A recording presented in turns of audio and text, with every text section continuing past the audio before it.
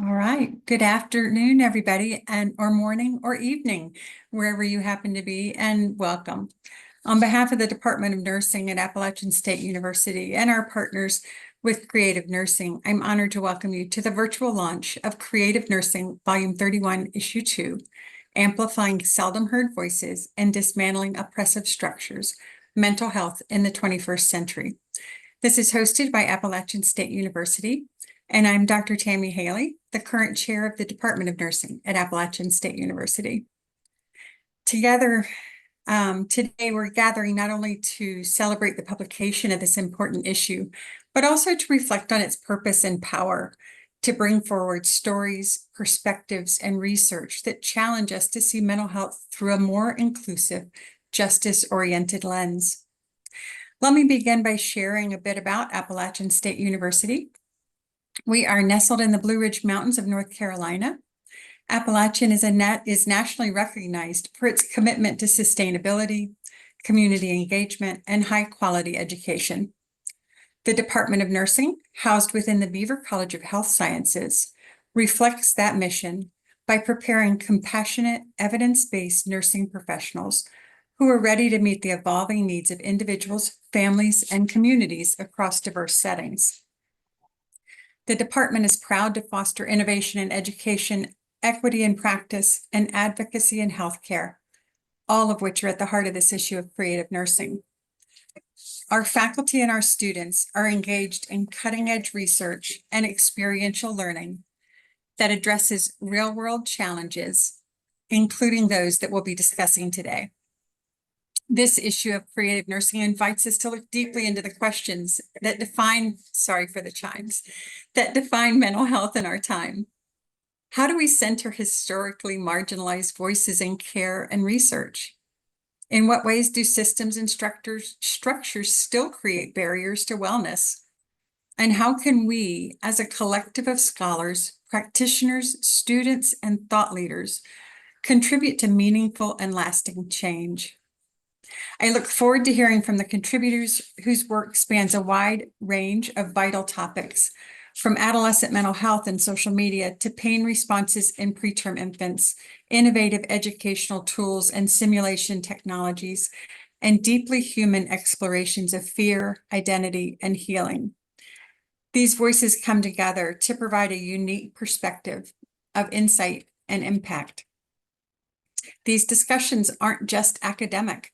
They're urgent, they're personal, and they're calls to action. Whether you're a nurse educator or researcher, a student or a community advocate, I hope that you will feel free to engage fully, ask questions, challenge assumptions, and most importantly, let today be the beginning or the continuation of your own commitment to amplifying voices that have too often gone unheard. Thank you again for allowing Appalachian State the opportunity to host this discussion. We're really glad you're here. And at this time, I'd like to introduce Marty Lewis Hunsteger, Editor-in-Chief for Creative Nursing. Well, thank you, Dr. Haley. Before I dive into anything I was going to say, we have a thing here, which is Sarah had asked to go first, and also Noah. It would work well for him to go first. So my question is, Sarah, hello. Do you have the kind of connectivity where we could let Noah go first, or should we strike while the iron is hot here and let you go first?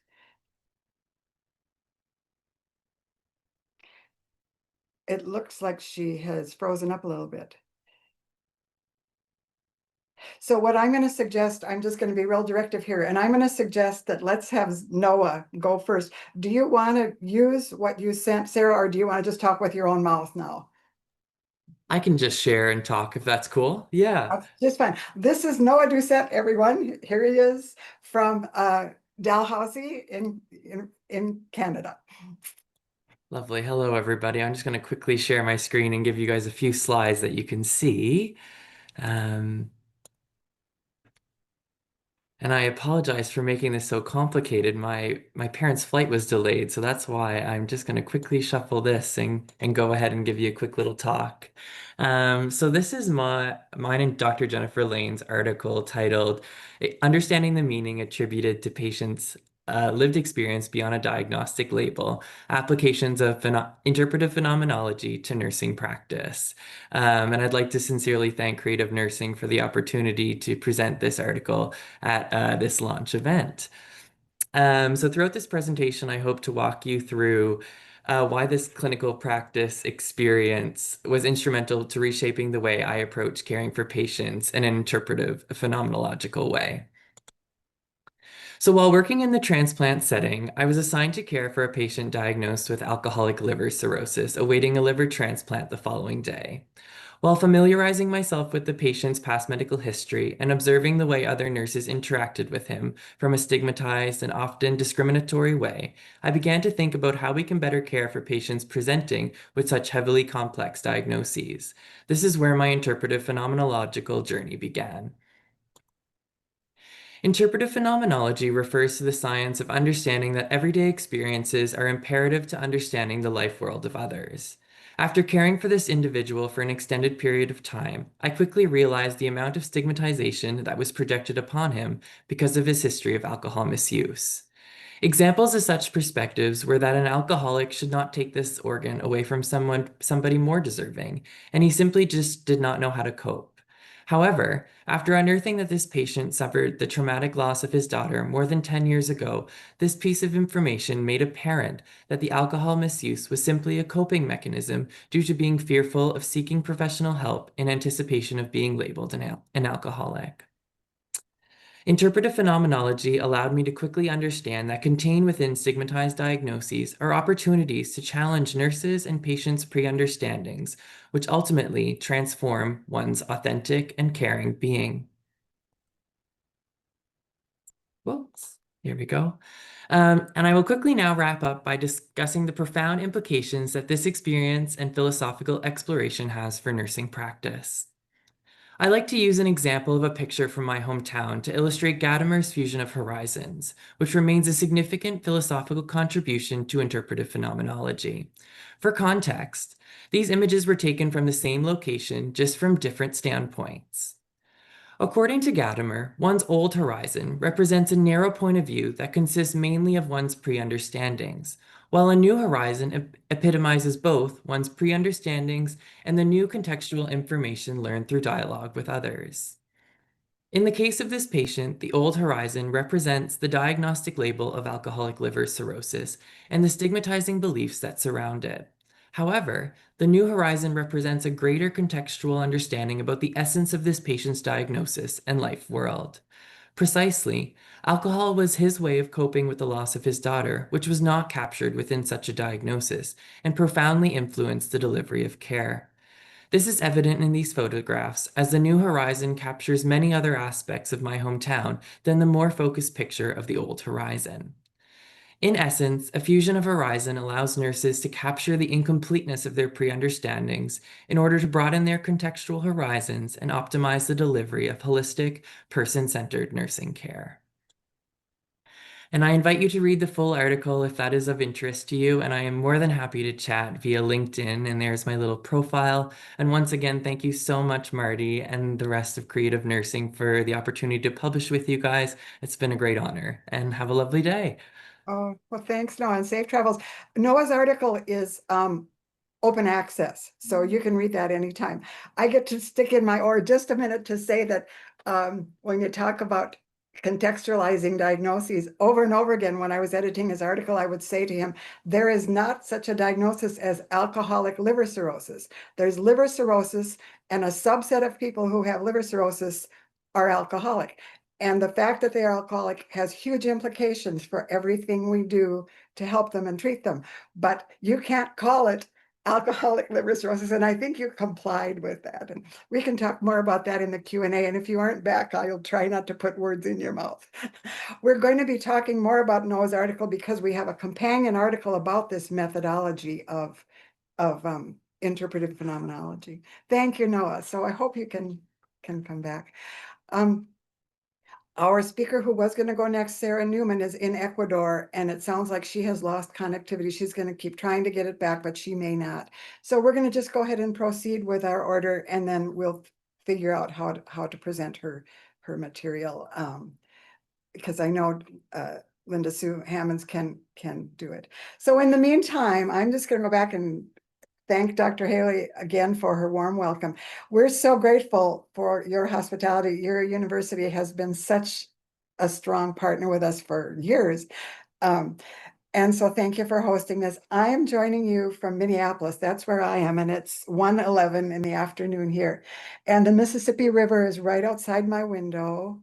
And I live on land that is the traditional, historical, and legal home of the Dakota people. And another group of people, the Anishinaabe, and others also lived here. There's a place that's particularly sacred to the Dakota people called Owamni, which means swirling waters. It's just right outside my window. And it used to be a whirlpool there until development changed everything, and now there's restoration going on. I want you to know that I'm personally committed to honoring and supporting their ongoing legal and spiritual connection to this land. And our journal is also committed to presenting voices of Indigenous experience, including the wisdom and knowledge of healthcare that's been marginalized or silenced altogether in the past. Our overarching theme for this year, as Dr. Haley said, is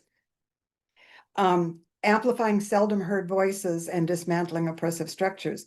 The theme of issue number 3, the next one that's coming out in August, is Indigenous voices sharing our stories and leading change. And our guest co-editors for that issue are Misty Wilkie and Teddy Potter, who are both professors of nursing at the University of Minnesota. And so please keep your eyes peeled for that issue because it's wonderful. We're in the midst of preparing it now. On behalf of the board, the editorial board of Creative Nursing, our official name is Creative Nursing, a journal of values, issues, experience, and collaboration. And I welcome you to this celebration. We have a growing community of scholars, thought leaders who are willing to write about and talk about challenging issues. Some of this is discourse that many journals avoid, but we welcome it. We don't seek it out. We don't seek out controversy, but when it comes, we welcome it. And it's so exciting for me to see the authors in this journal issue who have published with us before, including Lori Steffen, Linda Sue Hammonds, Sarah Newman, Mohammed Al-Sadi, Susan Lane, Jennifer Lane, Atisham Yunus, and Shahzad Inayat. And if I missed anyone, we love you all. We also have another member of our community of scholars. His name is Altu Ipekci. He's my neighbor who speaks Turkish, and he helps me with my pronunciation of Turkish names and so forth.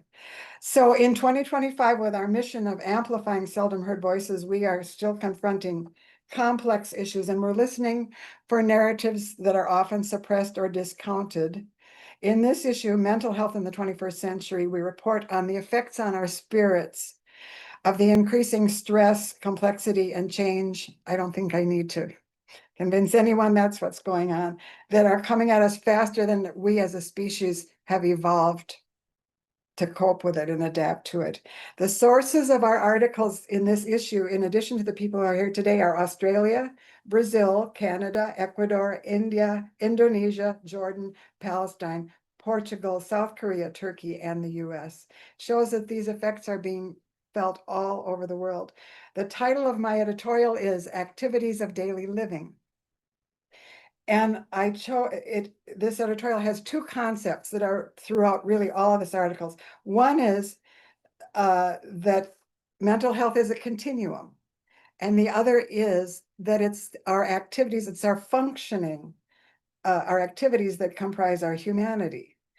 And it also has turned into a measure of mental health.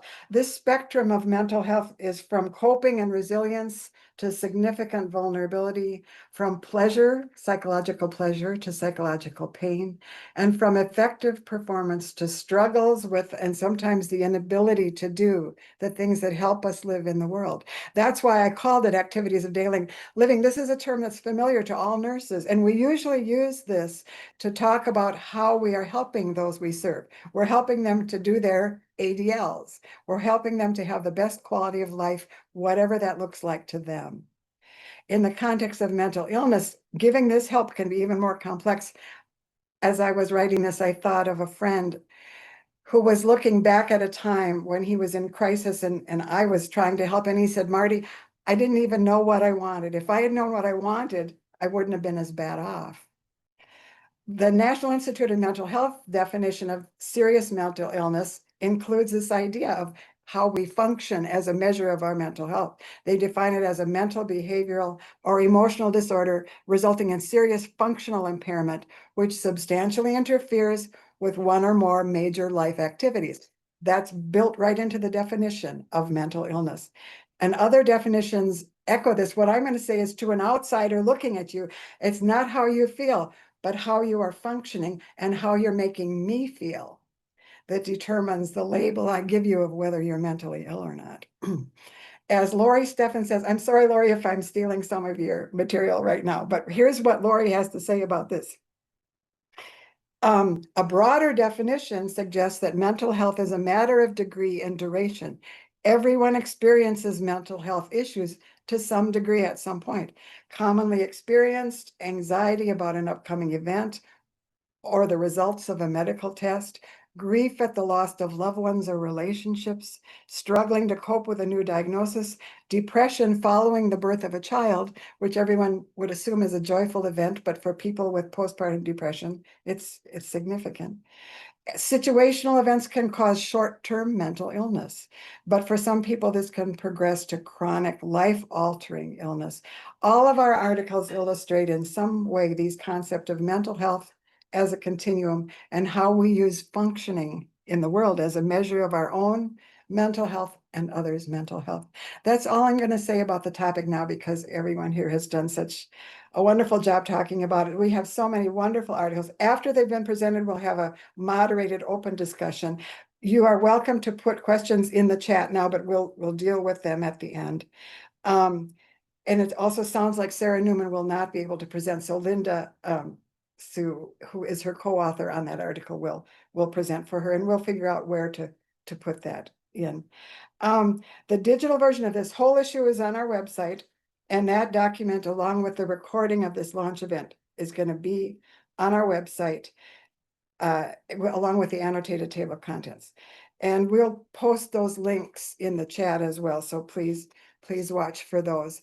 I'd like to say too that if you're some of the articles are open access, others you need a subscription. And if your library doesn't have a subscription to Creative Nursing, there's a link on our website right on the right-hand navigation bar that says recommend to library. I'm just saying. Okay, so I'd now like to introduce Dr. Linda Sue Hammonds, who is one of our guest co-editors of this issue of the journal, and she's co-author of 2 articles in this issue. She's an associate professor in the College of Nursing at the University of South Alabama. She'll introduce our first presenter, co-author, Sarah Newman. Hello, everybody. So I'm going to introduce us, and I guess I'm going to be the speaker as well. Sorry, I misspoke. That's okay. So I'm Linda Sue Hammonds, and I am a professor with the University of South Alabama in the College of Nursing. And I teach mainly the Doctor of Nursing practice students. Dr. Sarah Newman has a PhD in English and rhetoric. And she isn't a nurse, but she plays very well with nurses. So we're good friends. And she was the lead author, actually, on this particular article. The third author is Dr. Melanie Baker. And Melanie recently left the University of South Alabama, but she was my colleague for many years. And she was also part of this article. So our article is about a collaborative online international learning experience that we did. For short, we call that COIL. If this isn't something that you've been exposed to, it's something that you might want to do. It's a wonderful experience for nursing students and for their faculty, because it connects the students with students all over the world, and the faculty who are teaching them. And in this case, it was a project between the University of South Alabama and the Universidad San Francisco de Quito in Ecuador. And that's where Sarah teaches. And the students involved were students in our Doctor of Nursing practice program who were in the course where they plan their doctoral project. Sarah's students were undergraduate students in their first semester at the university. And as it would be, she wasn't even teaching an English course. She was teaching a science course. She had been called upon to teach this beginning level science course. So there were, I can't give you the exact numbers, but we had, maybe 15 or so doctoral students paired with probably about 15 or 20 undergraduate students. And the focus of this project was mental health and environmental justice. And if you do anything at all with this, or even in the news, you sometimes can see articles about mental health and environmental justice issues. So that was the focus of this collaborative opportunity. At the very beginning, we had the students to take a survey. And it was a survey about cultural understanding, because even though we were working on environmental issues and mental health, the main thing that we were wanting to do was to create cultural understanding between these two groups. So at the beginning, they took this survey about cultural understanding. And I can't think of what the full name of it is, but the short version of it is ASK, A-S-K. And it was a survey that was created for the general population because, Sarah's students obviously are not healthcare providers. So we elected to use a more general way to measure rather than something that would be more applicable to healthcare. Then we did some discussions in an online platform about the environment and mental health and how it impacts mental health. And in particular, we used a TED Talk about global changes in the environment and mental health. After that, the students were invited or divided into some groups to do some work with small group work in the development of ideas and posters surrounding the ideas of mental health and environmental justice issues. And in the end, the doctoral students were that term developing a project to improve a mental health condition that was in an area where there is an environmental justice issue. And there were a wide variety of those. And the students in the doctoral program made their posters about their project that they were developing that term. The undergraduate students that Sarah had made posters about what they had learned that term about mental health and environmental justice. And part of a COIL is always presenting what the students learned. And in this particular term, we just presented to each other within the course between the two groups of students. But sometimes we have done things like held a mini conference and invited other people for the presentations and so on. So there's a wide variety of things that you could do. Trying to think of maybe an example of what maybe one of the doctoral students would have done. I know that I had a student in that group who lives in Florida, and that student developed a project with the global changes, making the weather much hotter, but also just a whole lot sunnier, even in sunny Florida. And the population that he chose to work with were adults with ADHD. And if you're not aware, ADHD and the medications that treat it, often there's an accompaniment of sensitivity to light that's associated with it. So they might not come to an appointment because they don't want to go out into the light. And so then, of course, you know, they're not keeping up with their appointments and their treatment and so on. So he did a project to make some changes within the facility that would promote the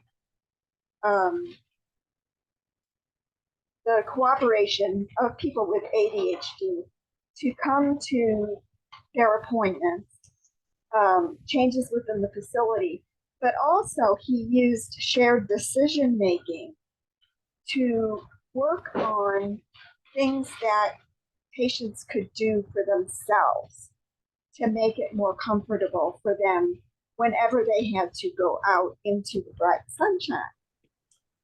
And that was just the beginning of the project when we were planning it. And we went on further over the next 3 semesters to implement it and disseminate it. So Linda, if you don't mind, I'm going to go ahead and ask you to wrap up now. I know you're working on the fly because Sarah was going to do this, but Yes, do yes. you have any other concrete? The only other thing that I would say right now about it is that at the end of it, both students in, you know, both the nurses and the undergraduate students did have growth in their cultural understanding through participating in the project, even though the project was not about that. The project itself was about, you know, the environmental justice and mental health. Right.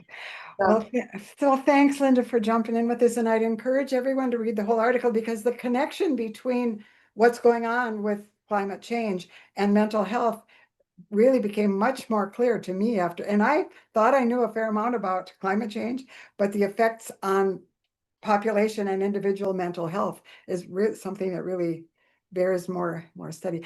I'm going to propose that Lori go next with hers so Linda can have a chance to regroup before you do your other one. Is that okay?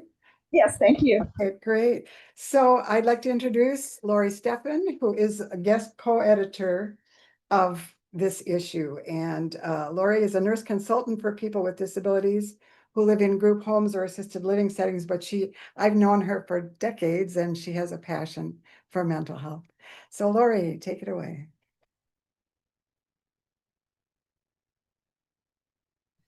Unmuting. I always forget that part. Hello, everyone, and welcome. I'm coming to you from cloudy Minnesota in the United States, and it is 1:30 in the afternoon. I want to thank Appalachian State for hosting us.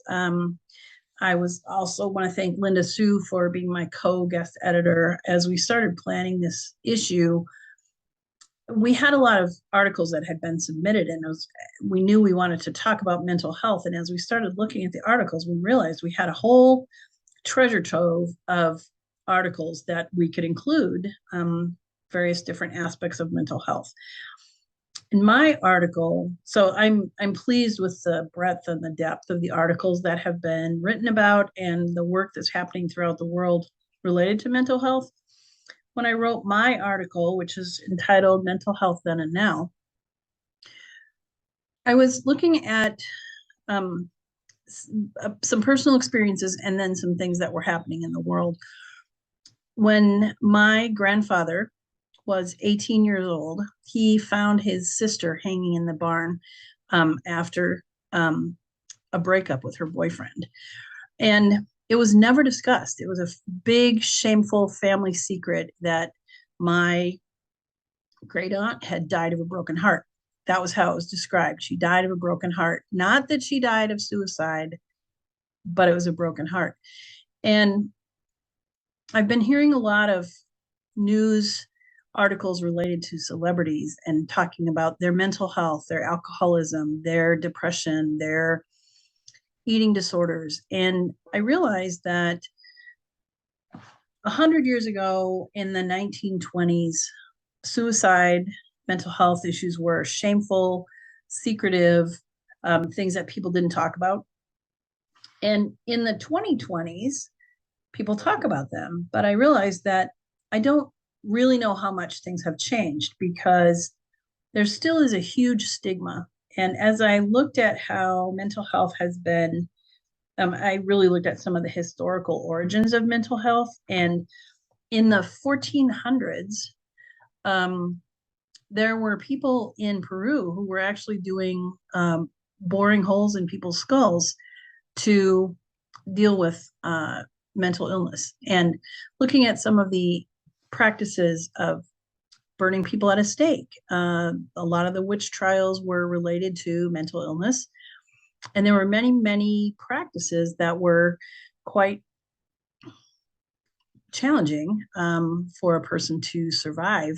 So they had their mental illness, and then they had bloodletting, or they were incarcerated, or they were not given tools to deal with their mental health in society at that point. So things have changed. We have a lot more options for treatment. We have a lot more opportunities for talk therapy and behavior therapy, a lot of medications, which provide great relief to people with chronic and persistent mental illness.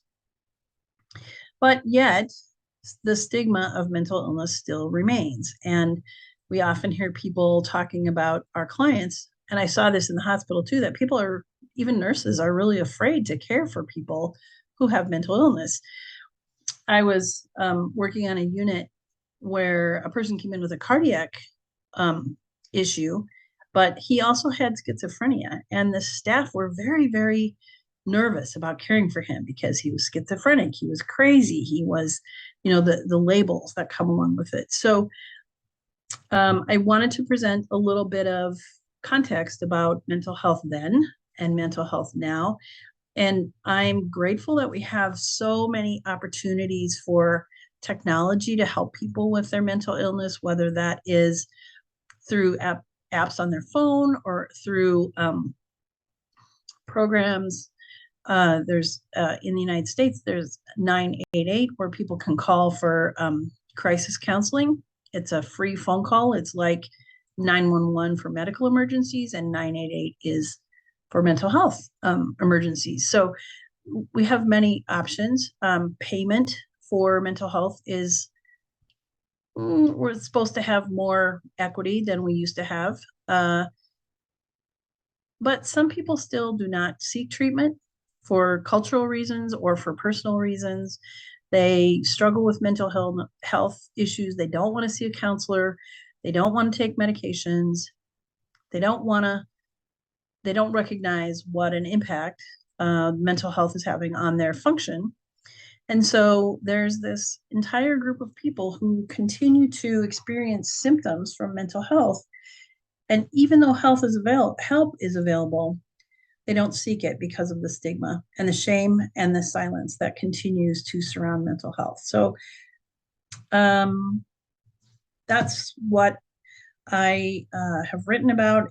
It was really interesting to look at all the articles that we chose for this issue, and I'm looking forward to hearing what the rest of you have to say. So with that, let's see, I'd like to introduce Rebecca Allman. She is a almost doctorate from Appalachian State and is one of our co-hosts today. So take it away, Rebecca.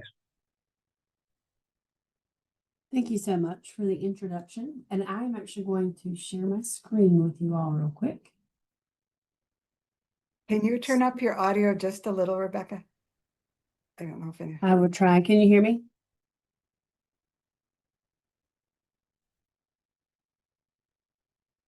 All right. Can you all see my screen? Yes, we can.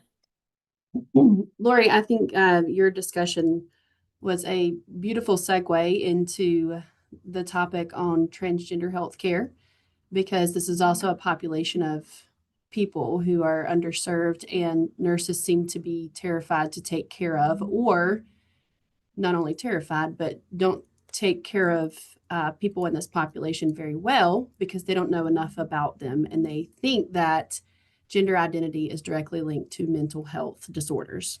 So thank you for talking more about your topic as well. So as Lori said, my name is Rebecca Allman. I am a clinical faculty member here at Appalachian State University. And today I do have some of my dear colleagues and co-authors here with me. So Doctors Susan Lane, Jordan Hazelwood, Kelly Williams. Oh, I'm so sorry. My presentation just went away.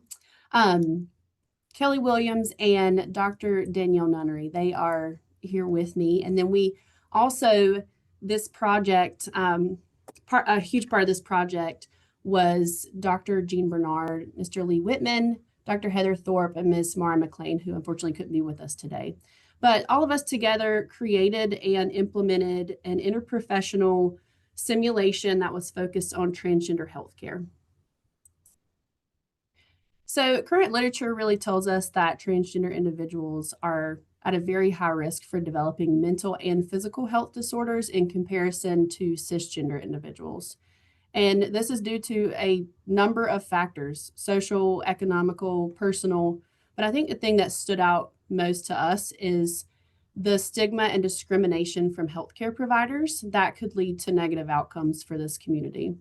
And a lot of healthcare researchers believe that it's really just a lack of preparation and knowledge from current healthcare professionals where they're not able to provide gender affirming care.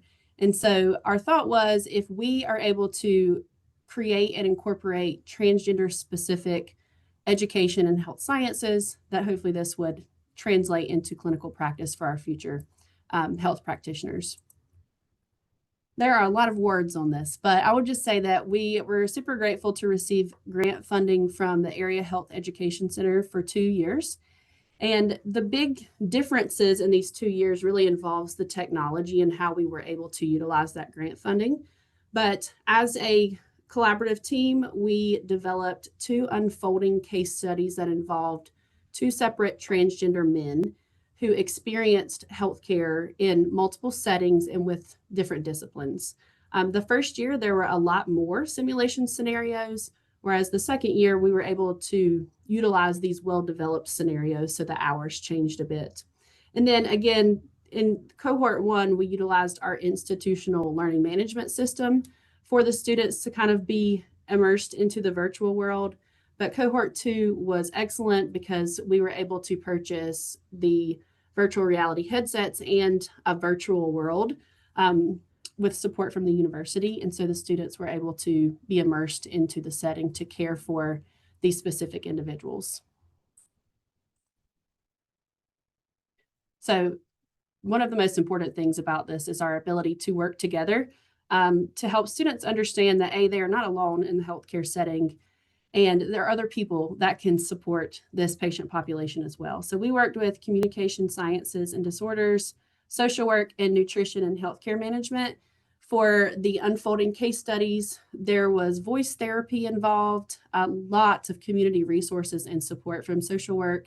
And then one of the patients actually experienced a pulmonary embolism. And so nutrition came in and was able to provide discharge education for the patient with their medications.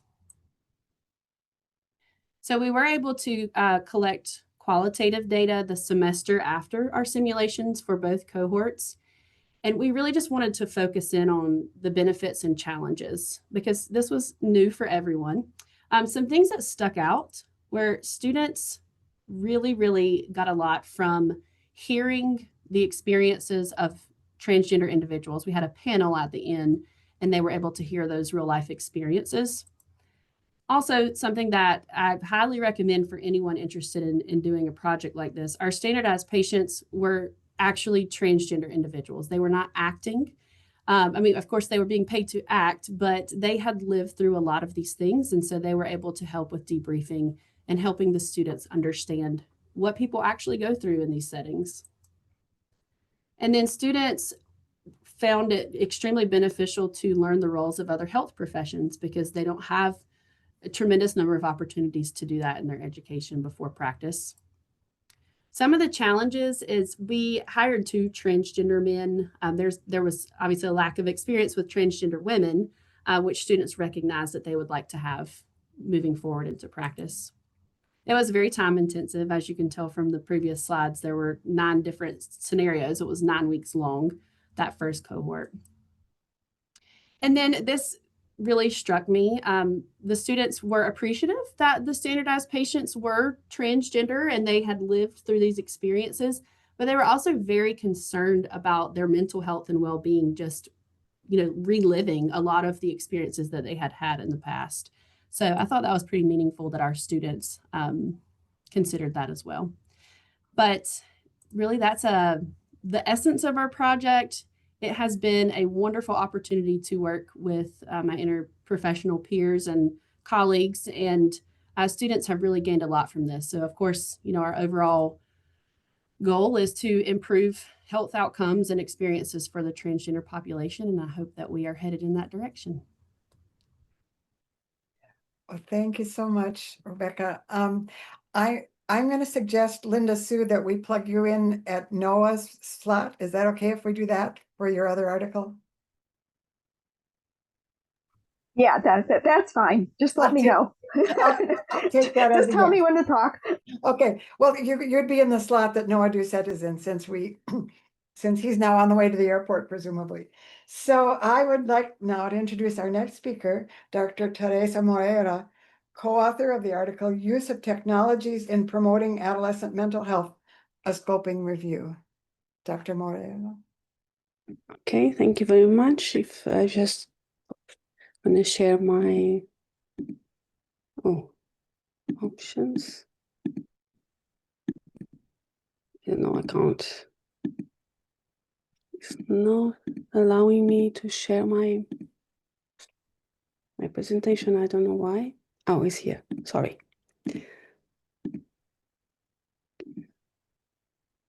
Is There everyone we are. Yep. okay? Can I? Is full? Okay. Yes, that's false. Yeah, I'm just presenting this article. Alexandra is not very good with English, so she asked me to do it for her. So I'm presenting this. I'm a professor at School of Nursing in Portugal, and not so sunny today, but sunny Portugal. And I'm just presenting this review that we have done. So what the background of this study is the growing digital landscape of mobiles and apps and VR, IE platforms that at the moment students can and young people can use. And why is so important, these issues, why does it matter, is because these adolescents, mainly 10 to 19 years old, is a critical period to mental health and an important one for early intervention. The gap that we found is little evidence of the effectiveness of these tools that we want to look at.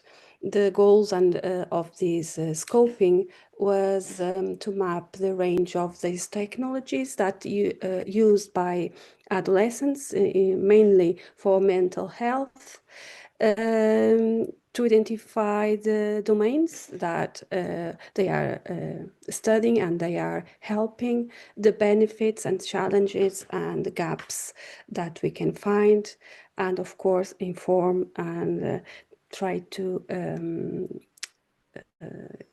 clinicals, educators, and policymakers on this matter. So the methods that we use the GBI methodology. We use 3 databases, PubMed, CINAHL, and PsycInfo. The time last one was in June 2024. And we had no publication limits. Inclusion criteria for this study, we use qualitative, quantitative, and mixed methods, adolescents from age 10 to 19. We use Prisma, and in the end, we end up with 16 studies included.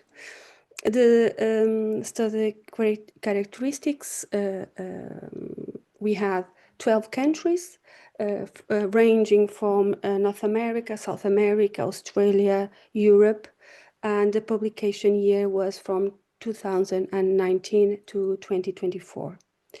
The interventions that they use more mobile apps, online CBT platforms, virtual reality environments, therapeutic games, and AI-driven chatbots. The main domains that we found on these articles, anxiety was the main issue study in 9 of the articles, depression in 12 studies, stress was also found in 2 studies, suicide prevention in 2, and mental health literacy in 4 studies. Anxiety used mainly these 3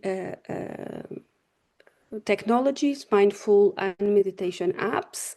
They use Headspace, Smiling Mind, guided breathing, and reported reduction in self-rated anxiety scores.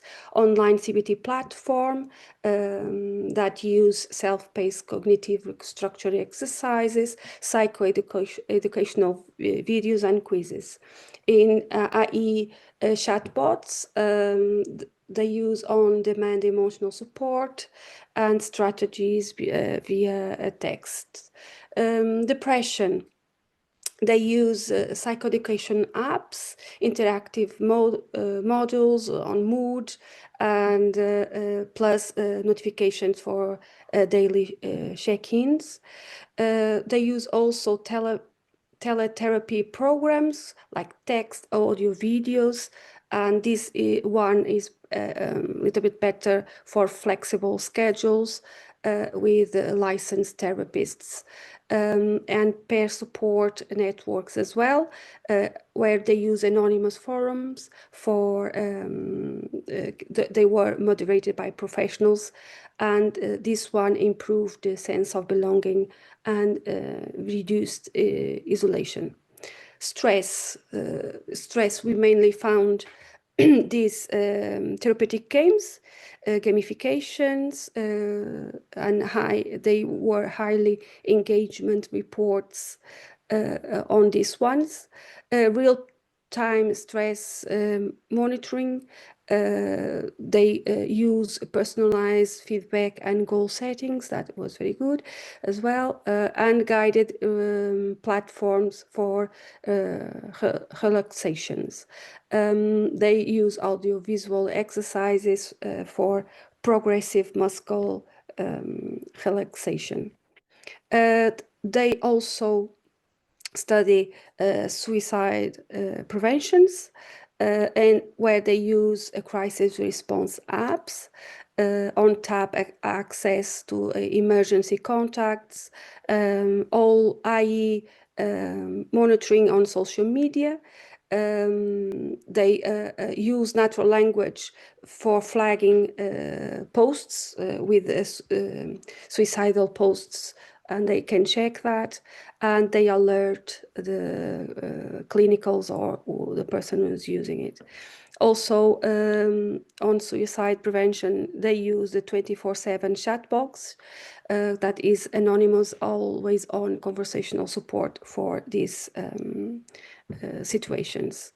In mental health literacy, they use gamified learning models, VR and IE educational tools, interactive tutorials, and adaptive learning pathways.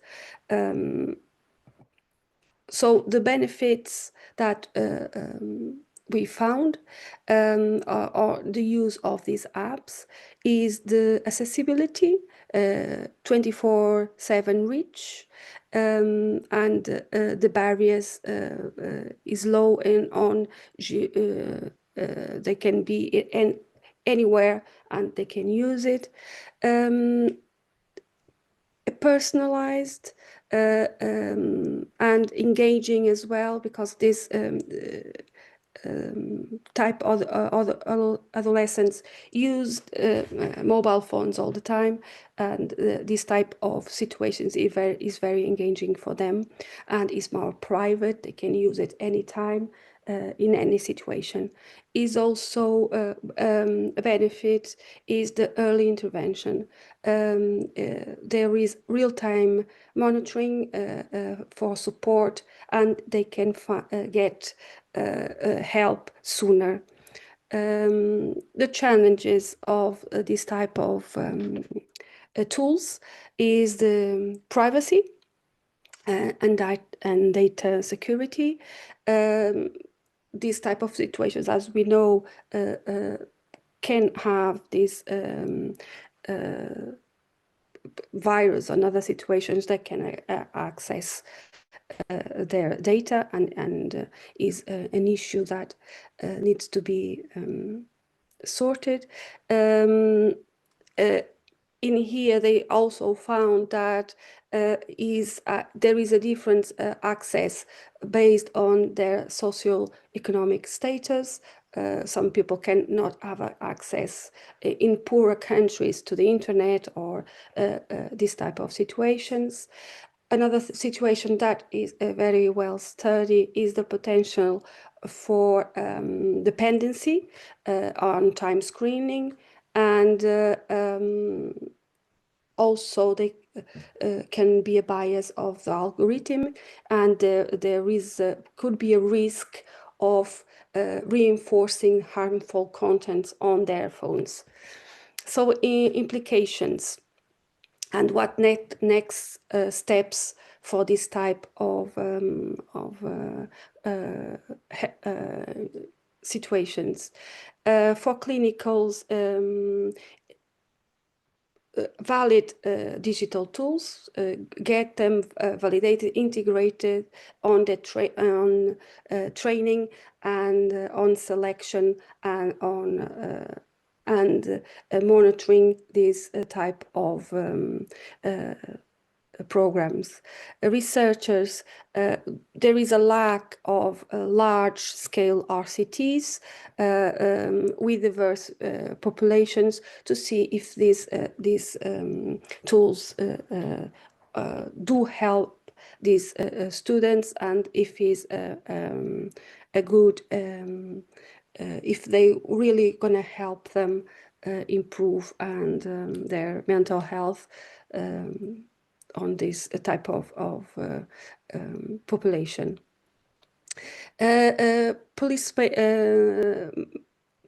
Policy makers really they need to establish guidelines for privacy. We need to have algorithm transparency to avoid this type of situations. So this what we need to do is balancing these innovations that are here to help our adolescents with the ethics and these issues with privacy and equity and transparency and I think this if we found a middle ground, this will be great tools to help our adolescents. And thank you for attention. And I just finished.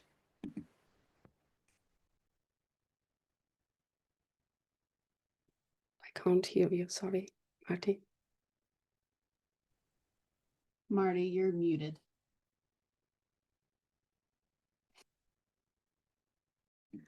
We can't hear you, Marty. No, muted. Muted.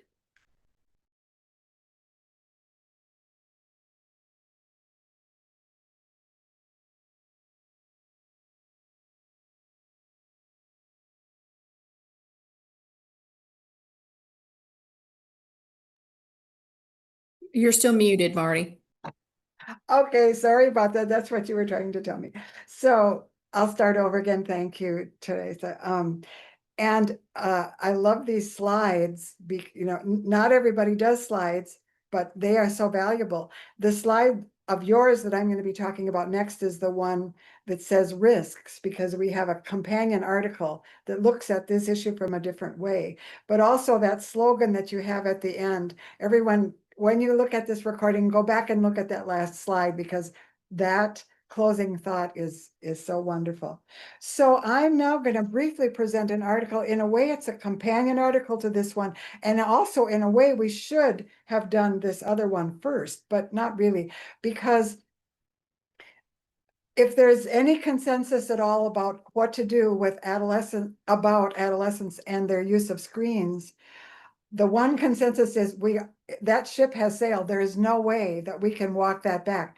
They are going to be using their screens, and it would be pretty hypocritical for me to say they shouldn't, because I am very dependent on my phone these days. When I woke up this morning, it was my phone that had my email. That's how I knew that some of the authors weren't sure about the time of this thing that we're doing now. So they're going to be using these devices. And so the question is, what do we do about it? So what Dr. Moreira and her colleagues have presented is, how can we use these as a force for good?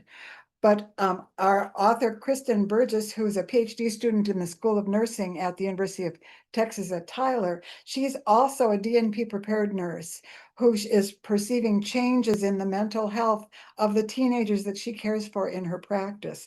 And she sees with her own eyes their use of social media as a factor in these changes in their mental health. So she has done a scoping review.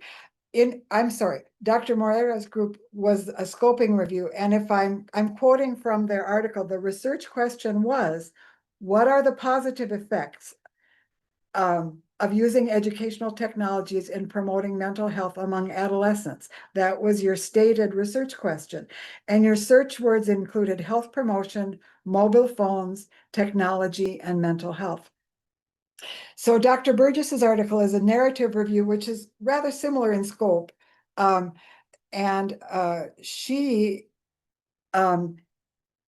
search terms included social media use and adolescent mental health, social media use and adolescent depression, anxiety, social media use and adolescent suicide. And her stated goal was exploring the relationship between the decline of adolescents' mental health and the use of social media. So you can see that both of these studies are equally rigorous in how they apply what we require of a review. How you word your research question or your stated goal and your search words determines what happens from there.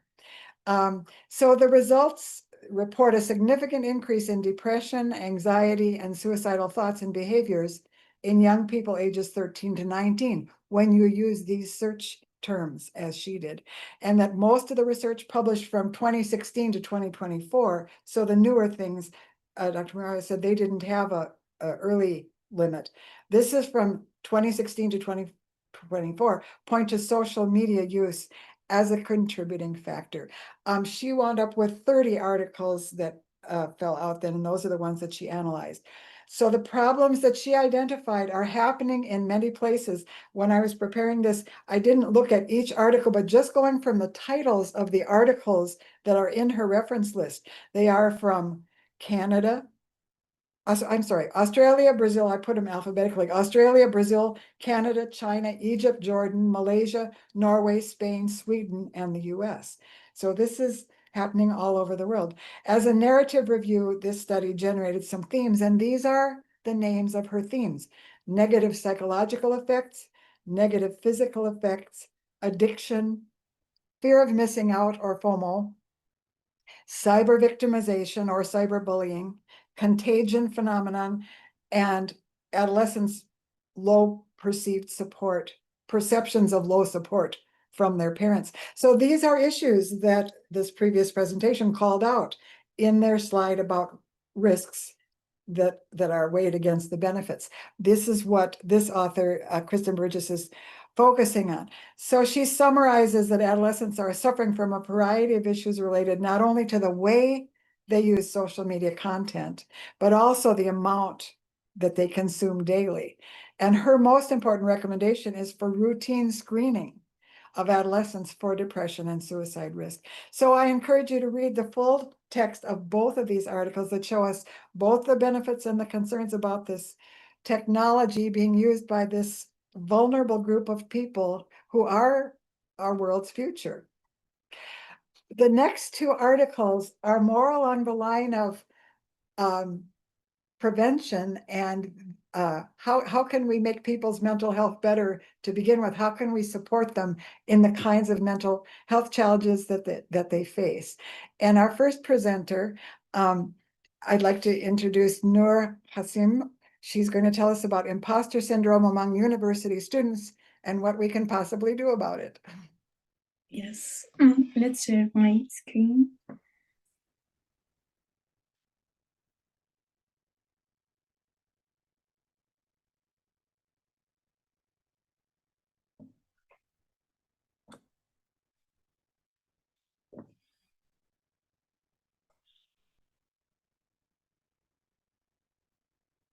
Is it clear?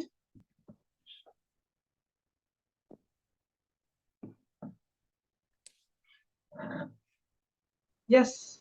Yes, we can see your screen. Yes. Thank you. Good afternoon, everyone. It's a pleasure to be here with you. I'm honored to present our article alongside with my colleagues and co-author Noor Al-Qaisi, Noor Ashraf, and my dear mentor, Dr. Mohammed Saadi and Dr. Jumana Shhade.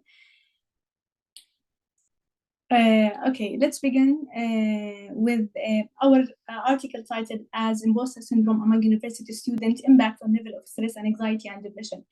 Maybe some of you not familiar with imposter syndrome, so let's begin by the definition. Imposter syndrome is a psychological phenomena where the individual, despite their success, achievement, and full evidence of competence, doubt their self and ability and afraid of being exposed as fraud.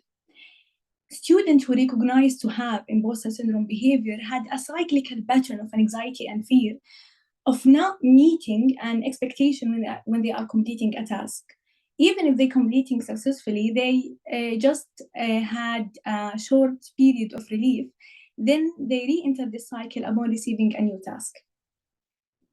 Our study objective was to explore how common imposter syndrome among university students and see if there is an association between imposter syndrome and psychological parameters like stress, anxiety, and depression, and some demographic variables. We conduct a cross-sectional study at public university. Our sample include 1,120 students across different specialty We use two validated tools, SEPS and DAS-21.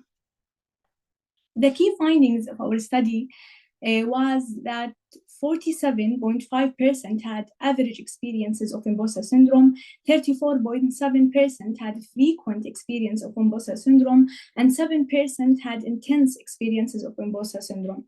Imposter syndrome was observed across all student group, regardless of gender, academic level, or GPA, and imposter syndrome positively correlate with depression, anxiety, and stress.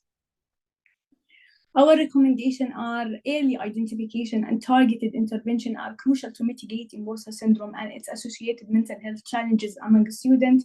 Train faculty within academic setting to support the student and reduce stigma associated with imposter syndrome, to encourage open communication and providing supportive environment, and to integrate mental health into student support program. I'm more than happy to answer your question either on the meeting or after the meeting. This is my contact information. Thank you for listening and attention.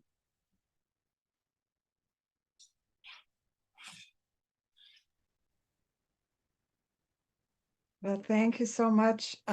Yes, and please save our questions for the end. And I mean, I have my own take on imposter syndrome, which I've told this author before the meeting. My daughter, who became a nurse at the age of 40, and realized what people were thinking she was going to be able to do after a 16-month accelerated program. She knew exactly what imposter syndrome would mean, not as a student, but as a new nurse. So, actually, when I said there are 2 articles about how to help people stay mentally healthy, there are actually 3. And this is the second because this is about using simulation education as a way to help nursing students develop communication skills, and our presenter is Dr. Jalad. Samar Hello, Jalad. dear. Nice to meet you again. I want to introduce myself. I am Samartha Jalad, PhD, registered nurse, assistant professor in nursing education, in nursing department, in health professions faculty at Al-Quds University in Jerusalem, Palestine. I am coordinator and educator of the simulation courses for Nursing Simulation Center. I am hold PhD in nursing education for virtual reality simulation as learning and teaching strategy for acquiring skills in nursing education, and associated developing nursing curriculum and improving learning strategies and methods related to various skills, such as critical thinking, problem solving that facing nursing students in the practice field. On the other hand, I hold a master's degree in management and leadership of nursing, which I'm assisted in being effective in issues relating to organization and administration that nursing encounters. And I am coordinating leadership and management courses among undergraduate nursing students in nursing department.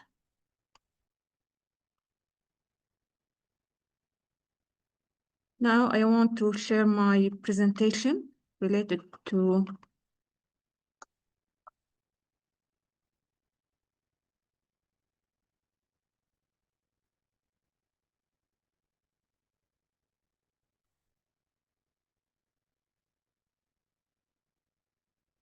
my article that presented in Creative Nursing Journals, the effectiveness of simulation-based education on educational practices of communication skills, satisfaction, and self-confidence among undergraduate nursing students. Firstly, nursing education nowadays is an interesting and critical education field to create professional and highly qualified nursing in the society, qualified nurses in the society who have the required skills to solve and deal with different health problems and issues that they confront. So Dr. Jalad, can I just, what I'm seeing on my screen is still the menu. It hasn't opened yet, the presentation. Oh, really? Okay. There we go. Now? Yep. Okay. Simulation is highly effective methods used to create realism characteristics that closely resemble real-life settings and situation. It involves specific activities designed to mimic the clinical environment, aimed to demonstrate procedures and enhance decision-making and critical thinking skills. Important of the simulation, it is teaching tool for education, training, and improving the quality of student performance. It is an assessment tool by assessing the student's performance. It is the best alternative solution to overcome the problems of using the real patient in teaching, such as ethical legal rights, lack of critical events that are source of learning. Communication and specifically SPAR technique or SPAR tools. Communication, it is the process of sharing information using a set of common rules, and it is a process by which information is exchanged between individuals through common system of symbols, signs, or behavior. Why SPAR technique? SPAR technique is a tool that allows health professionals to communicate clear elements of patients' conditions. SPAR is communication framework that facilitates the sharing of information between team members, encourages quick response times, and places emphasis on providing quality care. SPAR is abbreviation for situation, background, assessment, and recommendation. Problem statements, why we discovered this topic? Because in my country, in Palestine, clinically practical education conducted in hospitals suffer from close or poor both work quality and proficiency, unexpected or extraordinary clinical settings where there is shortage of human resources and equipment. There is shortage of instructors as the number of nursing students ratio is large and needs an appropriate number of experienced or expert instructors.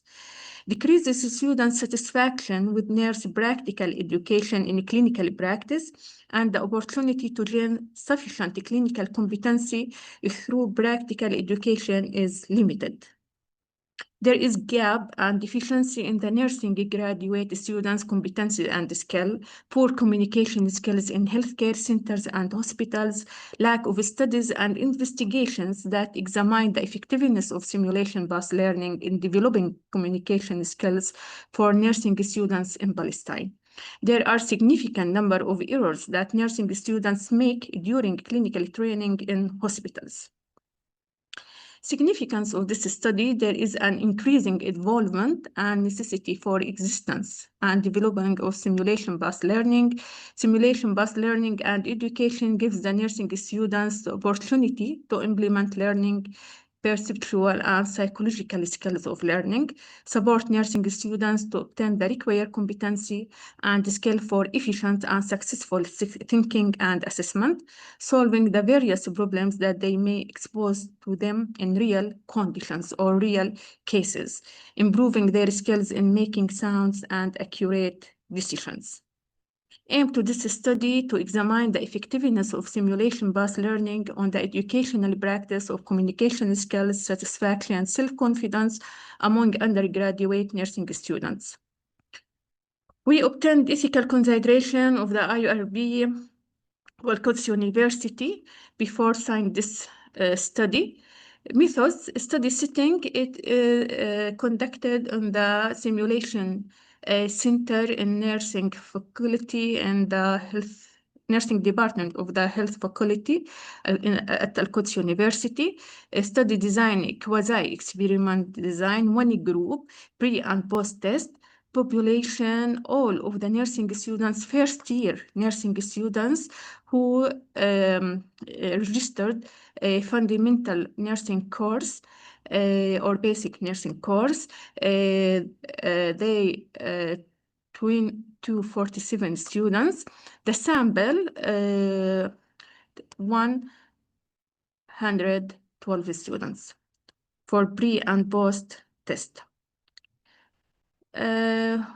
We did data analysis by SPSS version 25, ANOVA per t-test, sample, independent sample t-test. Cronbach Alpha, reliability to examine the reliability of the questionnaires. Data collections tool, we use a personal information form. We ask the students related to their gender, age, average, place of residence, type of study.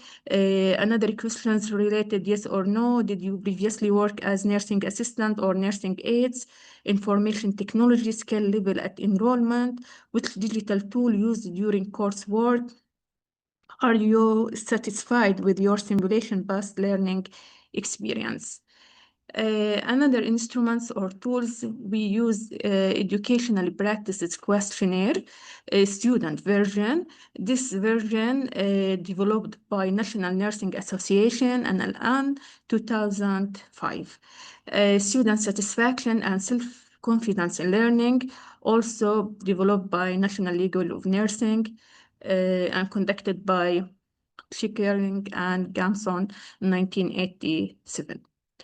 Findings in our study, you see here related to variables educational practice questionnaire, active learning, collaboration, diverse ways of learning, high expectation, all of these total education practice for in the pre-test, the mean 3.65. In the post-test, the mean 3.91.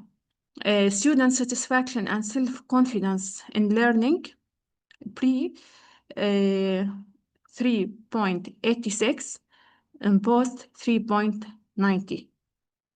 If you see also p-value significance and collaboration and high expectation and education, total education practice. Also, Pearson correlation among study variables, pre and post, simulation-based learning for total education practice, satisfaction and self-confidence is too high. In post-test, also too high pre-test. And significant on both. Discussion, we saw these results indicate that essential features of educational practice after simulation sessions for communication skills were arranged as firstly, diverse ways of learning, then high expectations and active learning, and finally, cooperation. There was a significant differences between cooperation and high expectation. These results may be attributable to dynamics and complexity in clinical environment in which communication and efficient teamwork among healthcare professionals is very important to meet the needs of the patients, and collaboration take place in all stages of nursing process to achieve desired outcome. This is agree or similar study of Granham et al. 2018. Simulation is considered an effective approach to improve collaborative skills for nursing students to meet learning objectives. In this study, to enhance students' collaboration and awareness in educational practice simulation, different roles and scenarios were designed and prepared in the simulation on standard patients, which take place through distributed role play among students. Students were told that teamwork is common in clinical practice and that team support and cooperation can affect efficiency, cooperation, communication, and leadership, which agrees with the findings of our previous study, Grover and Muhammad 2020.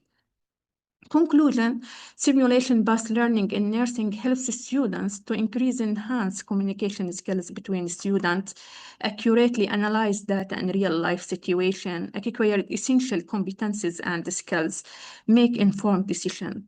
Also, it enhances patient safety and their health by simulating real-life patient conditions, facilitating problem solving in clinical scenarios, avoiding patient exposure to risk.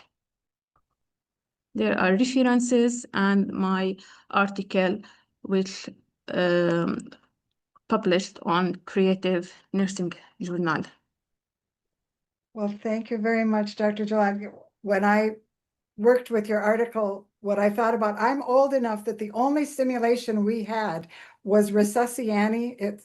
it's a big. This is very important Yeah, strategy yeah, it is, nowadays and yeah. all over the world, Yeah. on all of the universities, especially in health faculties and nursing department. Absolutely. I had a lot of recommendations to make Are they the ones, are they the different strategy, yes, different articles, different studies. Okay. For example, this study related I'm to sorry, but COSI. I'm gonna need to ask, are they recommendations that are in your article? Yes, yes, Yeah, yes. okay. In my So article. at You this can point, read it. I'm sorry, Yes, I yes. need to ask the people to be sure to look at your article, as all of them. And as I said, again, if your library doesn't subscribe to Creative Nursing, there's a link right on our website to say how to do that. Thank you so much, Okay, Dr. thank you. Jawad, for being You're there welcome. this late in the night. And actually, the next person is even later in the night. But this is another article on how to help people maintain their mental health. As a preceptor who's oriented so many new hires, Dr. Lishan Muthri Joshi is going to tell us about helping new employees navigate. Thank you, ma'am. Let me share my screen.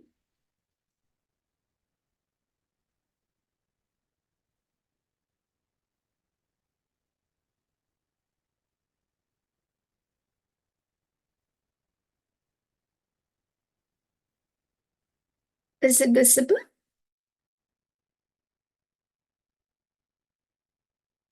Yes. Yes, we Okay, can see it. Thank early you. Okay, thank you. It's early morning here, 1 o'clock.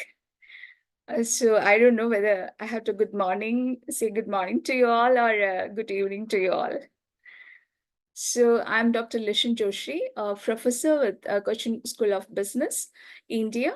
And my study is titled as Unlocking Job Involvement, Helping New Employees Navigate Using Uncertainty Reduction Theory with Psychological Safety as a Mediator. The earnest interest of doing this particular research is especially the India's growing healthcare sector. Because of the growing population and the growing health expectancy, Indian healthcare sector become highly complex, and especially with the newly recruited healthcare professionals facing significant challenges in adjusting to complex and highly demanding work environment that is existing in Indian healthcare organizations. So effective organizational socialization and well-designed job roles are essential for this new hires for the smooth integration into the workplace. So this study explores that how the organization socialization and the job characteristics helps in the job involvement of newly hired health professionals, and how the uncertainty reduction theory is forming a base for creating this kind of framework for the study. So the first, let me introduce the constructs which I used for this particular research. The first one is organization socialization. This particular aspect means how the newly hired employees acquire the knowledge, skill, attitude that necessary to effectively integrate into an organization's culture, values, expectations, and workplaces. And simple means how an outsider transforms into an insider in an organization.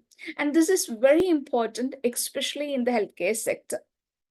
And the other other construct is the psychological safety. That means an individual's belief that how much I can express my ideas, ask questions, and take the interpersonal risk at the workplace. It's precisely how much autonomy that a particular person can feel that that I am psychologically safe. It is very important, especially in the healthcare sector. The reason is, even if a nurse or any frontline medical staff commit a mistake, if it is psychologically safe environment, he openly will accept it. And can inform it. And this has great impact on providing the quality patient care. And another important aspect that studied is job involvement. Job involvement means it is how much an individual psychologically identifies with his job. That means the job becomes the central self-concept for the personal fulfillment. Compared to all other professions, if we take the healthcare professionals, for them, the core self-concept itself is their job. So this uncertainty reduction theory is that newcomers, how they using that information that is existing from the workplace and creating relationships, help them in creating all these kind of or navigating through this highly uncertain work environment. So my research question is, especially in India, we all know that this is a society, highly multicultural society. And if we see the fabric of our society, the power distance, the hierarchical hierarchy is very much existing in our culture. Even maybe it's based on the gender, or maybe it's because of the power distance that is present in the healthcare organizations. For example, the medical staff, doctors, nurses, or elite paramedical staff, there is the power distance highly explicitly exists in Indian culture and in the Indian healthcare institutions. So this question that we are asking here, that how the newly recruited healthcare professionals face a significant stress and uncertainty while adjusting to the complex hospital settings. And while organization, socialization, and job design are known to aid the adjustment in their interaction with psychological safety, is shaping the job involvement remains underexplored. We all know that if there is a proper systematic structural organizational socialization process happens, then definitely a new hire will have a feeling of job involvement. But how this interlinking mechanism, that which mechanism helps in the induction program to the job involvement, that is underexplored. So in this study, we are trying to find out that whether psychological safety is playing as an interlinking mechanism or not. So here, if we see, this is the conceptual model that is used for this study, where we are seeing that the organization socialization is positively associated with job involvement and job characteristics, that is the autonomy, the feedback, the job design, that is having direct link with the job involvement. And we are identifying that this particular element, psychological safety, that is how much risk I can take or how much freedom I'm having, how much autonomy I'm having to perform my job, that determines the involvement and that particular workplace. We all know that almost all the healthcare professionals, for them, their job is their self-core concept. So if they don't feel psychologically safe in the initial days itself, the attrition rate or the turnover of the employees in Indian context, it's very high. So this is the reason why we studied this particular the reason behind this particular study. And here we used a quantitative method and we used the primary data, and the sample was the 313 healthcare professionals who started working in the particular concerned organization for less than 6 months. That is, they are newly hired employees from 10 private hospitals in southern part of India. We collected the data, and the scales we are used here is organization socialization scale by Kao in 1994 and the job characteristic model by Hackerman and Oldham in 1976, and psychological safety scale by Edmondson in 1999, and job involvement scale of Lodal and Keshnar in 1965. The analysis, we used IBM SPSS and Bob PLS, and the above mentioned all hypotheses were supported in the study. That means that psychological safety is a mediator between organization socialization and job characteristics. So the theoretical implication is that till date, none of the research have used uncertainty reduction theory to support this particular linkage or creating this particular framework. And another important aspect is job characteristic and socialization process is interlinked or by a psychological safety as the mediator between these two variables. And in the Eastern, the study contributes to limited empirical research on psychological constructs in Indian healthcare setting, showing that Western organizational behavior theories like URT and psychological safety hold explanatory power in Eastern hierarchical and collectivist cultures. Because in the Northern America, many studies have used these constructs, but those cultures were highly individualistic and performance oriented cultures, and this is a multi-fabric Indian Eastern hierarchical collectivist culture also. This particular aspect proves valid.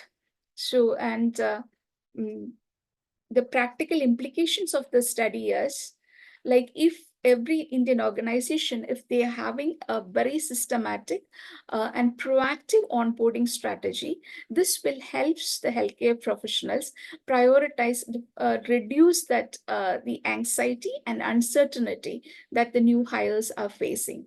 And if the job design, it emphasizes the importance of job characteristics like autonomy, feedback, and task significance to enhance the employee's involvement and motivation. And psychological safety, that is very important aspect.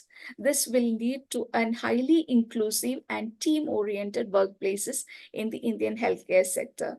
So this hope that the study will help to build an inclusive, respectful, and psychologically safe healthcare environment in Indian hospitals.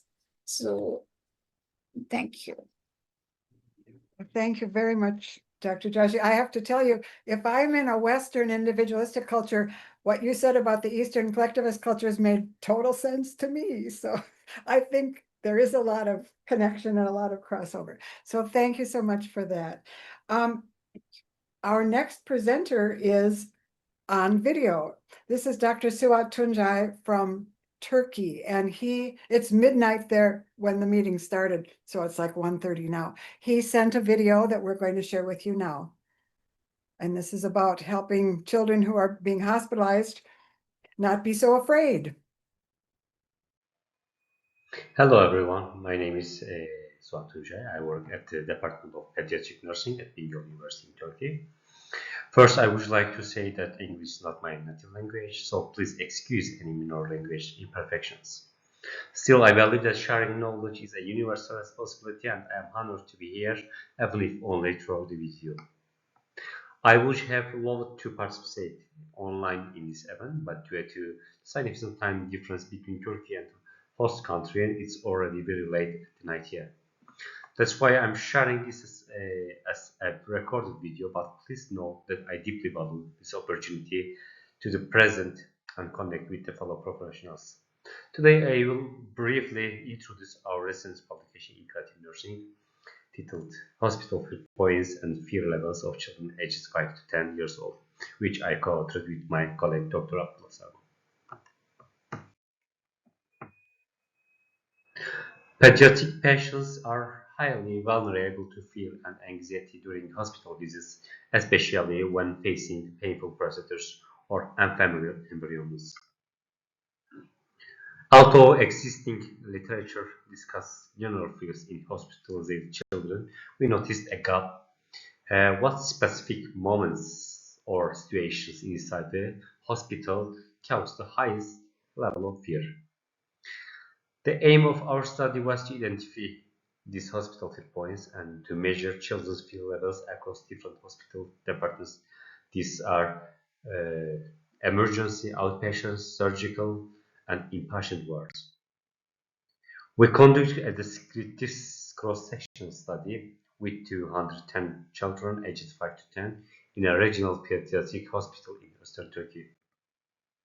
We used 3 data collection tools: a demographic findings form to understand the child's background, a hospital fears form, which included both general and unit-specific fear-inducing situations, and the child fear scale, a validated visual scale that measures fear levels using facial expression from 0 to 4.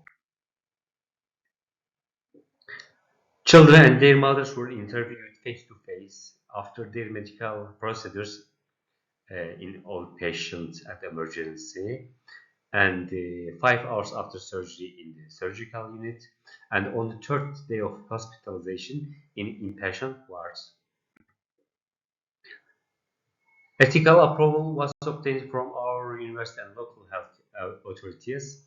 Verbal and written consent was collected from mothers, and only verbal consent from the children. Across all units, children expressed the highest fear during injections and blood drawing, separation from their mothers, and being forced to undergo procedures.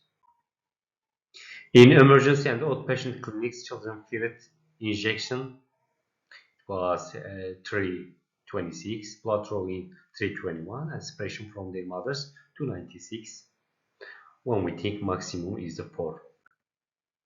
In the surgical unit, the most frightening aspects were entering the operating room, waking up after surgery, seeing the incision, and being given medications. In inpatient wards, children feared nurses or doctors entering their room, hospitalization, and being away from their parents. Additionally, mothers reported anxiety when bringing their children to the hospital, with average fear scores above 4 for health out of the 10, both for themselves and their children. These results show us that pediatric hospital fear is multi-layered. It's not only about pain, but also about loss of control, parental separation, uncertainty, and environmental stressors. Our findings reinforce the importance of traumatic care and child-friendly communication.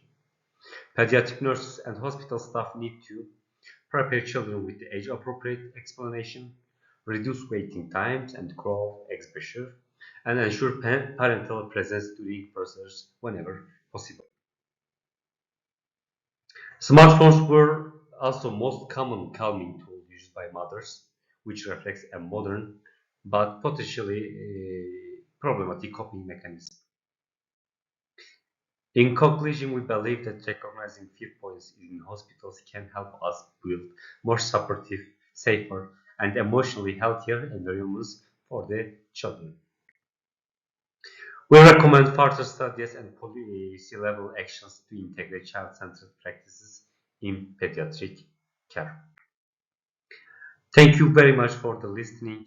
It's an honor to be part of this knowledge sharing, and I would like to also thank to Marty to this opportunity. Thank you very much. Have a nice day. It's from Turkey. All right, so I'm now going to move on and then have instead of Noah Doucette, this is Linda Sue Hamilton, who's not Noah Doucette. Linda is going to present an article that she is a co-author on. So go for it, Linda, and 5 minutes. We're saving the 5 minutes, even though we're close to the end. Okay. Yes, I'm more organized for this, so we can handle this quickly. This was an article, the first author was one of my doctoral students who graduated in spring of 2024. Now, do you know you're not on screen?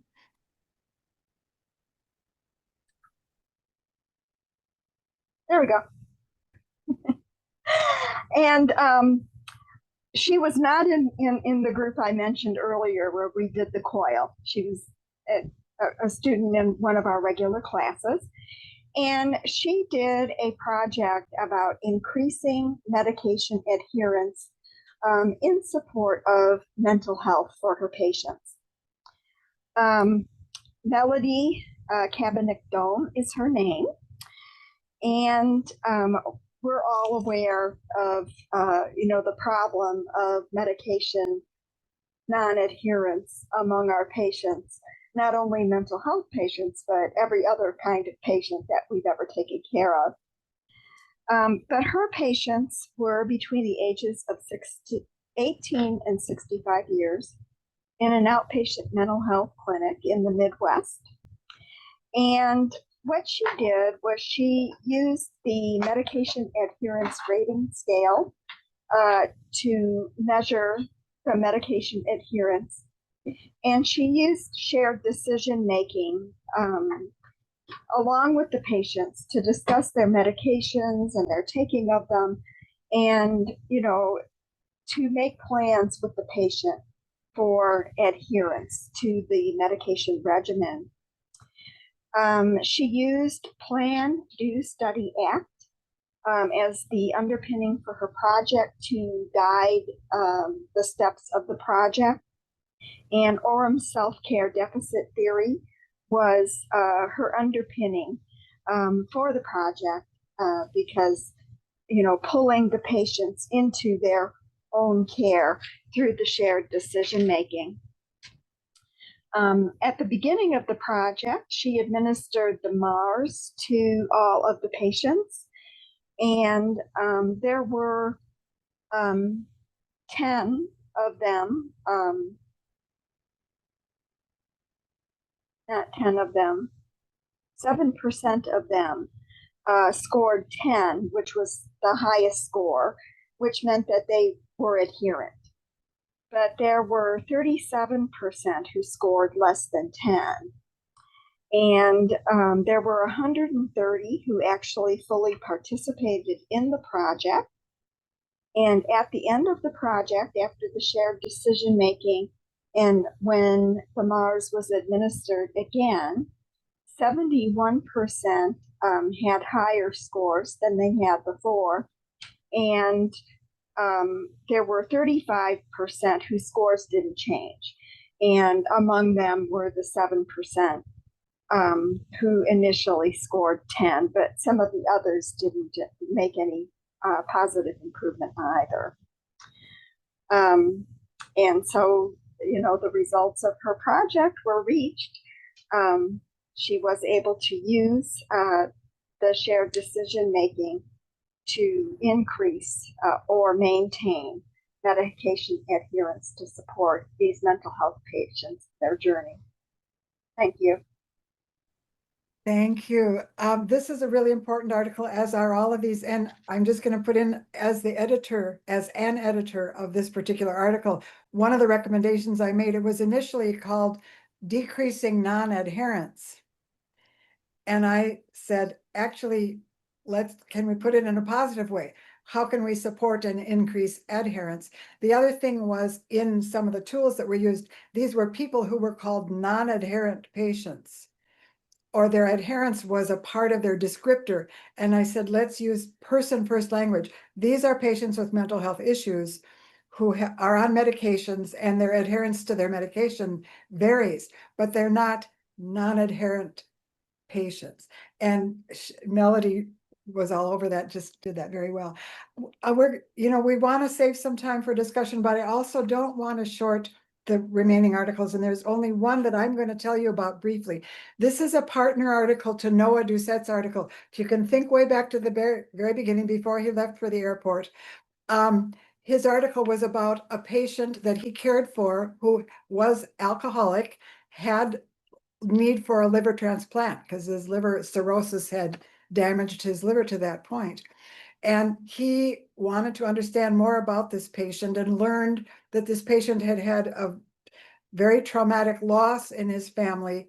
His daughter died 10 years ago, and he was having drinking issues then and didn't seek mental health help at that time because he was afraid of the stigma and being labeled and so forth. So 10 years later, his liver is in the kind of shape where he needs a transplant. And so what Noah was talking about was the lived experience of this person, because unless you asked him about this previous trauma, you would never have known that. And if you did, you might be more likely to cut him some slack and not say things in the break room like, this patient shouldn't be taking a liver away from someone who's not alcoholic. That's the emphasis of Noah's article. We have a running series in our issues this year by Atisham Yunus, who's our EI editor-in-chief, and then another board member, Shahzad Inayat, about different kinds of qualitative research. And they talk about this particular kind, phenomenology, in their article. This is an open access article, so when you read all the articles, that one, you can read it in conjunction with Noah Doucette's, which is also open access. And the one detail I want to mention about Ahtasham and Shahzad's article is that the philosophers on whose philosophy this interpretive phenomenological methodology is based were all German. They all wrote in the German language, which makes a distinction between experience and lived experience. Those are two different words in German. And the word for experience is Erfahrung. That just means being engaged in an activity and then learning and gaining knowledge from it when we think about it afterwards. That is experience. Lived experience, Erlebnis, is our everyday subjectively experienced world. That's what lived experience means. And this may seem like a really subtle distinction that isn't very useful for us in our everyday nursing practice. But think about it. As nurses and as human beings, we base our actions toward other people on our assumptions about them. That's just the way we're wired to do that. There's nothing evil about that. That's what we're wired to do. But our everyday subjective experienced worlds, our Erlebnis, our lived experience, is where we all live, we and our patients. And we can't know about other people's worlds unless we ask them and then we listen very carefully to what they say, which is what Noah did. So I think about a previous article by Shahzad Inayat about, it was called Dialectical Pluralism in Nursing, which is a pretty heavy title. But then also we've published articles about trauma-informed care, which I think is a term that may be familiar to all of you. Trauma-informed care. And to me, the basis of that dialectical pluralism and phenomenology is this. If you think you know what this person who's standing in front of you has gone through, you better think again. That's my summary of that.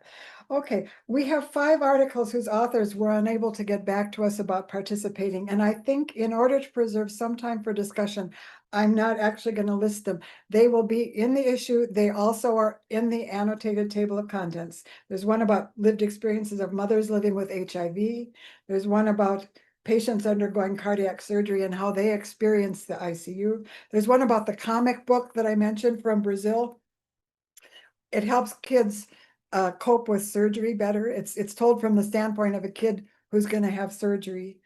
And then from Australia, there's one where they did a map app for students who were doing clinicals in remote rural places, far from home. And this is an app that helps them find not only their way around campus, but where are the local coffee houses that have free Wi-Fi? Where are the libraries? Where can you find out about housing? This is an app that they came up with. And if we think that doesn't have a connection to mental health, we better think again. So with that, I encourage you to read the full text of all these articles. And if your library doesn't already have that link, once again, that link on our website says recommend to library. So this is the end of All Marty All the Time. I'm gonna hand it back to Lori, Linda Sue, Susan, and Rebecca to moderate a discussion of whatever you want to talk about. And we'll go until 3 o'clock. And if anybody hangs around afterwards, I think there's more time on the Zoom meeting if you want to keep talking. Thank you, everyone, for all your wonderful presentations. It's so exciting to hear all the work that's being done. I'd like to open the floor to questions. Does anybody have any questions they'd like to ask any of our panelists?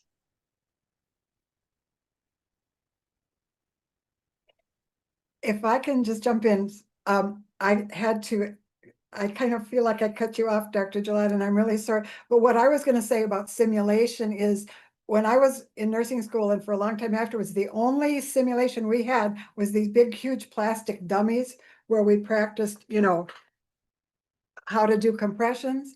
That was the only sim we had. And the first time I ever did compressions on an actual patient, it was a 6-foot teenager. And the chest felt nothing like the dummy's plastic chest, but having stood there over a body and doing that, I remember thinking, yes, I've done this before, and it brought the tension down like this much. So I'm just gonna say that as a mention of simulation, and the idea of doing things, practicing them in a risk-free setting is very important. So that's all I'm gonna say.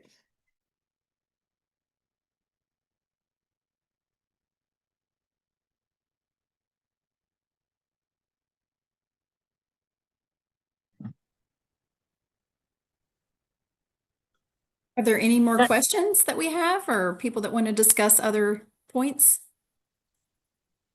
Rebecca, I did want to ask a question about the experience that, speaking of lived experience, the experience that your transgender patients, role players, had as being part of the simulation. Did they give you any feedback about what that was like and how that worked for them?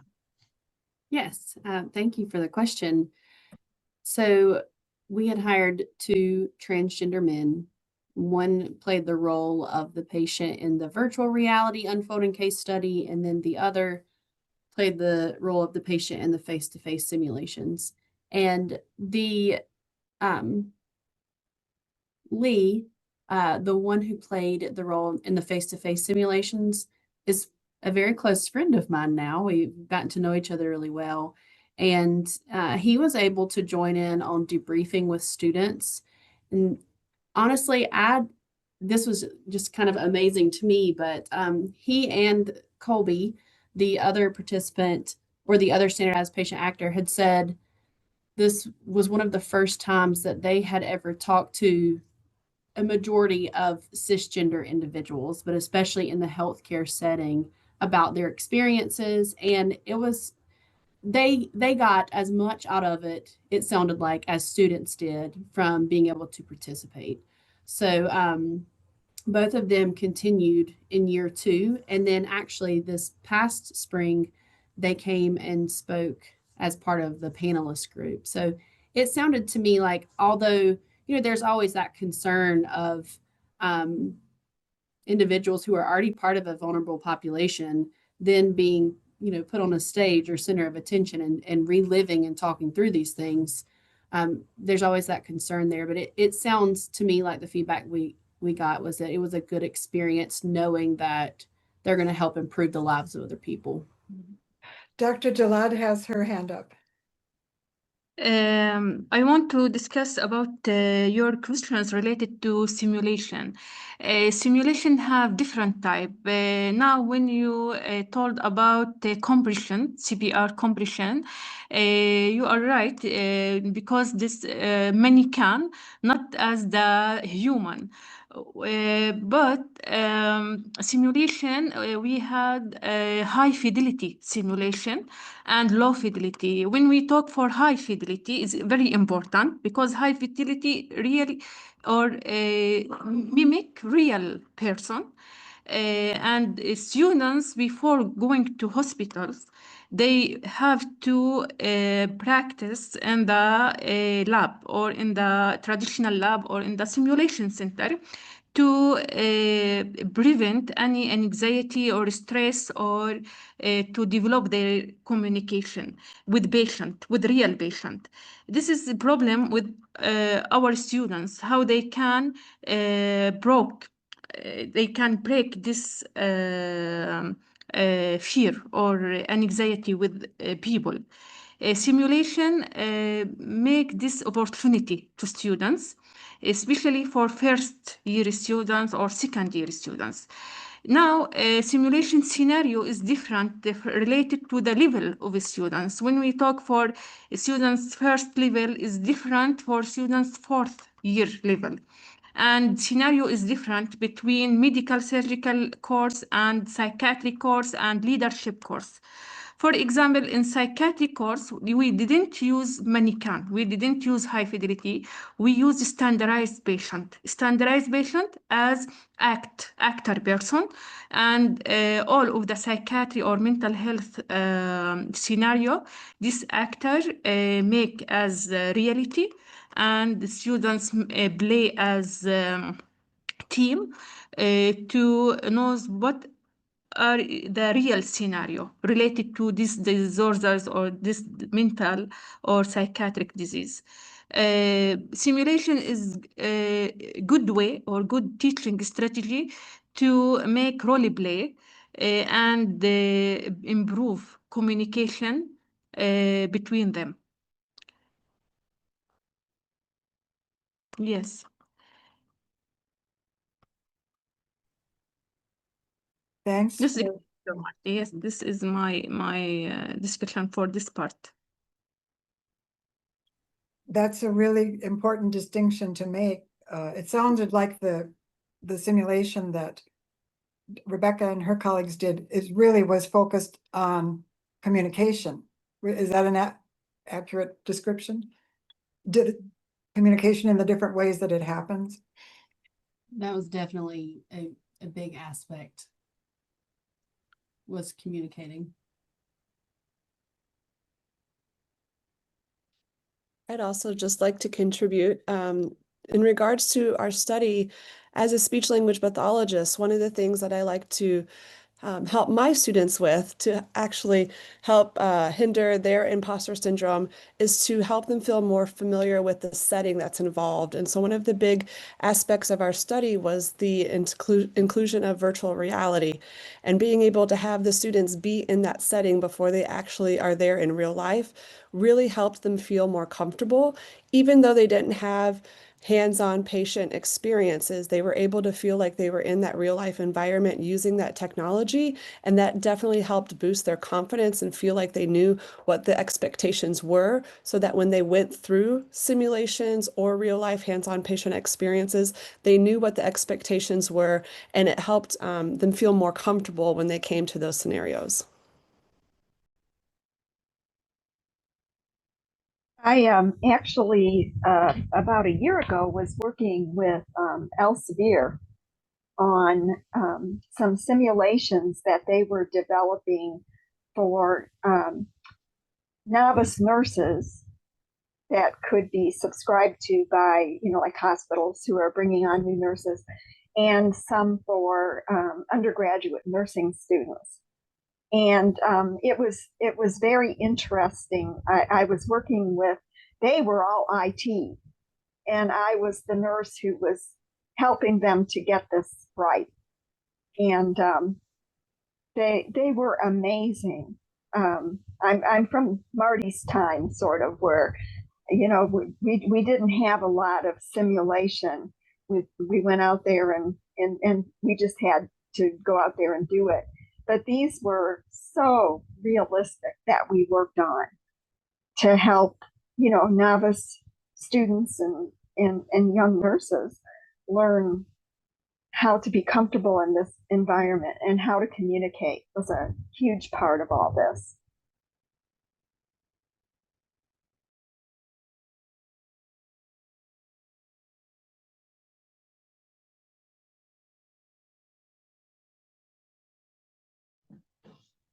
Does anyone have any additional questions or clarifications, points that you'd like to make?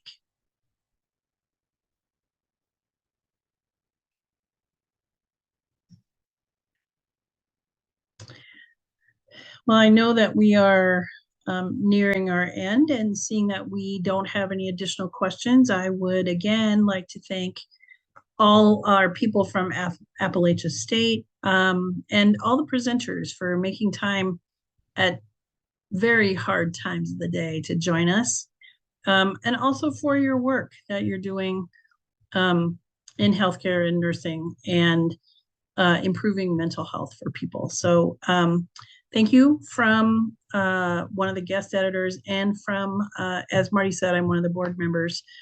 So thank you for everything that you do for creative nursing. Thank you, everyone. Stay well, stay safe and well. Love you Bye, all. everyone. Thank you. Bye, everybody. Thank you. Thank you very much. Thank you. Thank you, Dr. Marty.